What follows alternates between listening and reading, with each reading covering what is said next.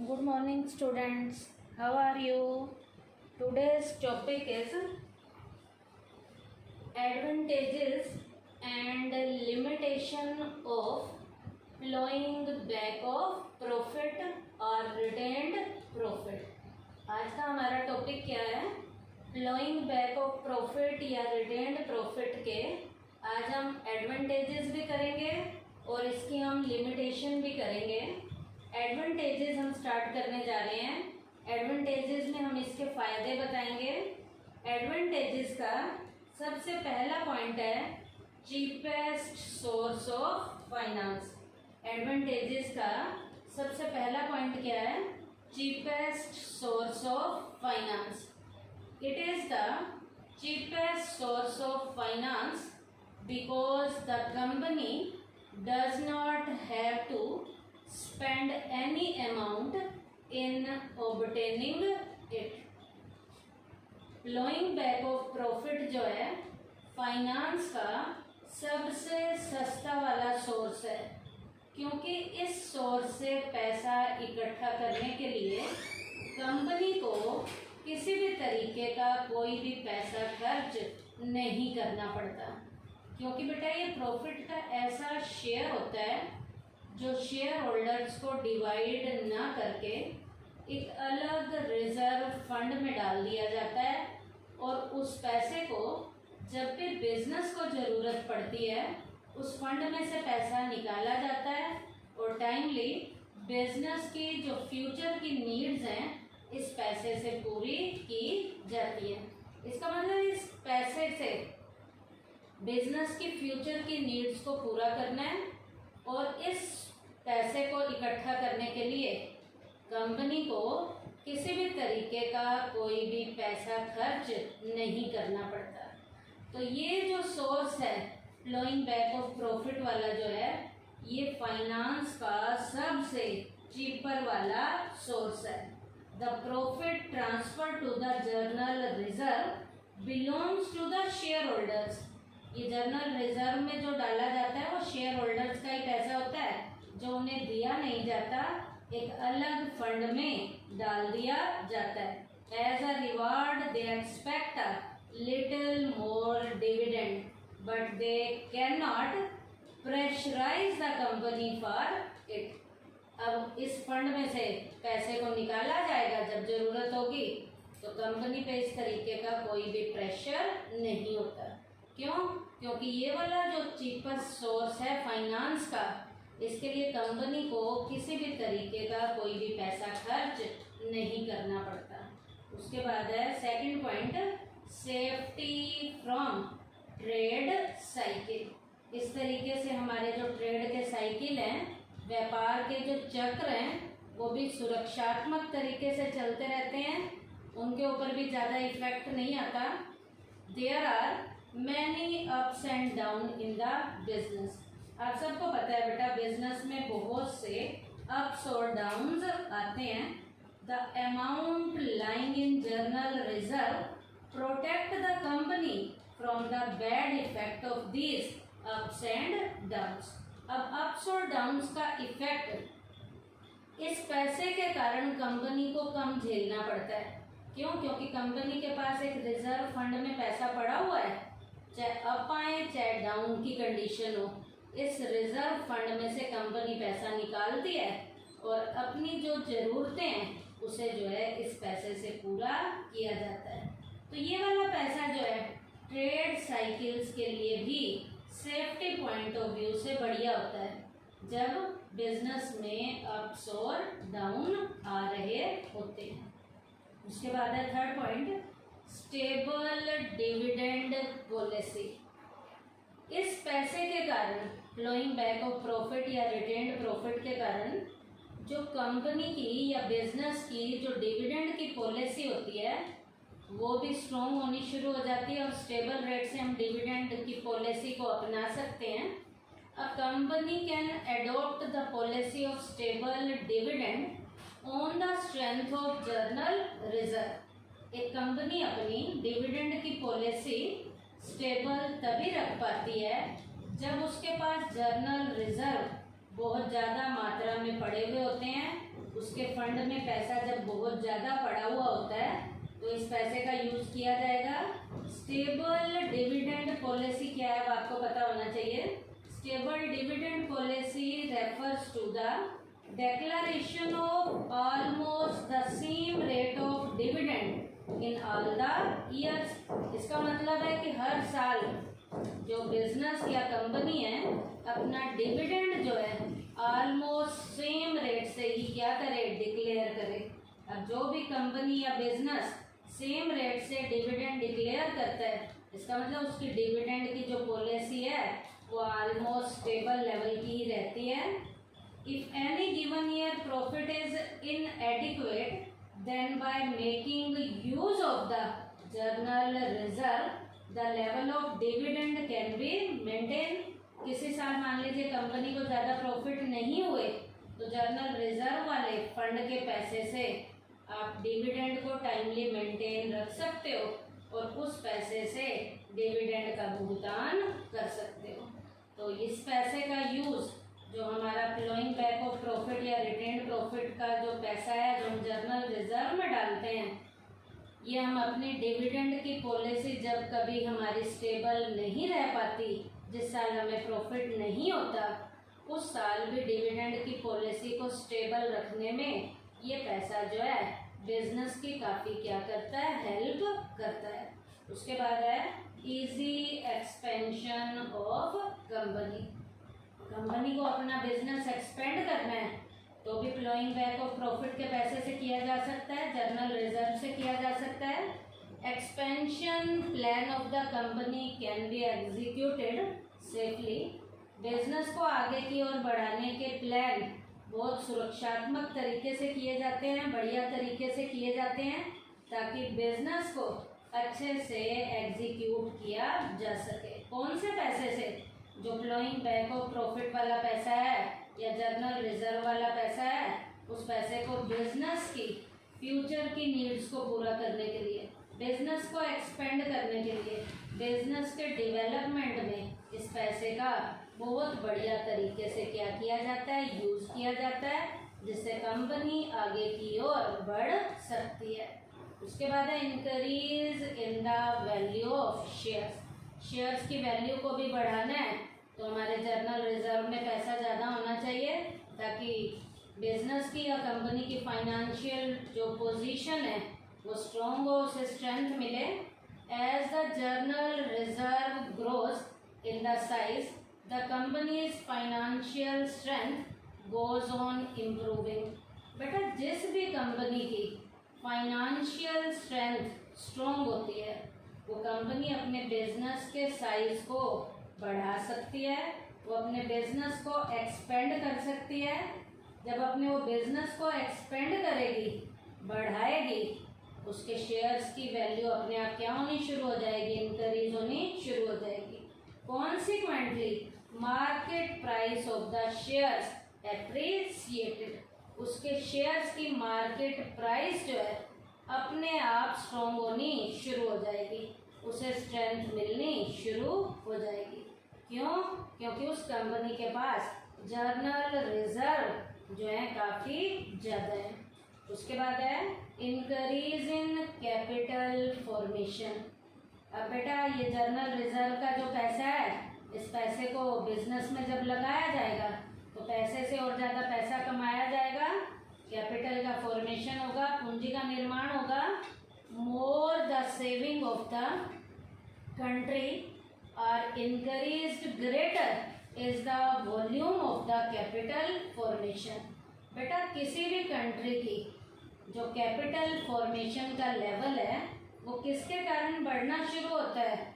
जब वो company strong होती है, उसके पास जर्नल रिजर्व जब हद से ज़्यादा होते हैं।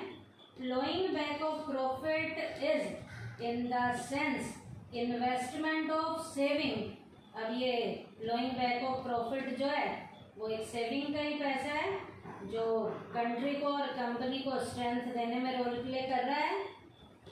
It contributes to the capital formation of the country. इस तरीके से कंट्री का या कंपनी का कैपिटल लेवल का जो फॉर्मेशन है वो अपने आप ही बढ़ना शुरू हो जाता है। क्यों? क्योंकि हमारी सेविंग्स बढ़नी शुरू हो जाती हैं। और बेटा जब सेविंग बढ़ेगी, उस सेविंग को बिजनेस में लगाओगे तो पैसे से और ज़्यादा पैसा कमाया जाएगा। तो ये पॉइंट क्या था? Increase in capital formation. तो फ्लोइंग बैक ऑफ प्रॉफिट के एडवांटेजेस के पॉइंट क्या क्या थे? सुन लीजिए फिर से। चीपेस्ट सोर्स ऑफ फाइनेंस, उसके बाद सेकंड है हमारा safety from trade cycles, third है स्टेबल डिविडेंड पॉलिसी, फोर्थ है easy expansion of the company, fifth है increase in the value of the shares, next है इंक्रीज इन कैपिटल फॉर्मेशन। अब बेटा इस फ्लोइंग बैक ऑफ प्रॉफिट की limitations क्या क्या हैं, डिसएडवांटेजेस क्या क्या हैं?